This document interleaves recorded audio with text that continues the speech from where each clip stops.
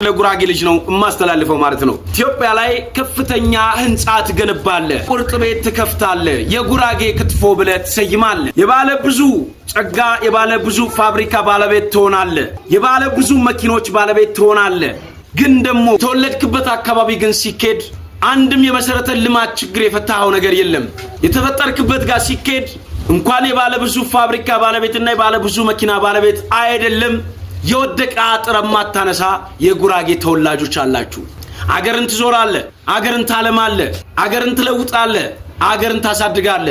የተወለድክበትና አጥብት የተቀበረበት ጋር ደግሞ ዞር ብለህ እንዳታይ 12 ቁጥር ሚስማር አምሮህ ላይ ተመታ ነው የሚመስለው። ይህ ከፍተኛ ችግር አይደለም ወይ? የእናቶችን እንባ መጥረግ በመሰረተ ልማት ችግር ፈቶ የትልቅነት ምልክት ነው። የአባቶችን የመሰረተ ልማት ችግር መፍታት መማርነት ምልክት ነው። ይህ ጥያቄ ነው የሚሆንብኝ። አገዞን ላይ ከውሃ ከመብራት ከመንገድ የተለያየ የመሰረተ ልማት ችግሮች ገጥሞት ይገኛል። ሀብት ጠፍቶ አልጠፋም፣ ግን ለሀገርህ ለአካባቢ ለተወለድክበት ቦታ አልተሰጠም። መሰጠትን ይፈልጋል። በርካታ ሀብቶችን ይኖርሃል፣ ታከማቻለህ። ለመሰረተ ልማት ስትጠየቅ ራስ ምታት ይነሳብሃል። ጨጓራ፣ ደም ብዛት፣ ኩላሊት ሁሉ ነገር ፊል ያደርጋል። እነዚህ ነገሮች ሊስተካከሉ ይገባል።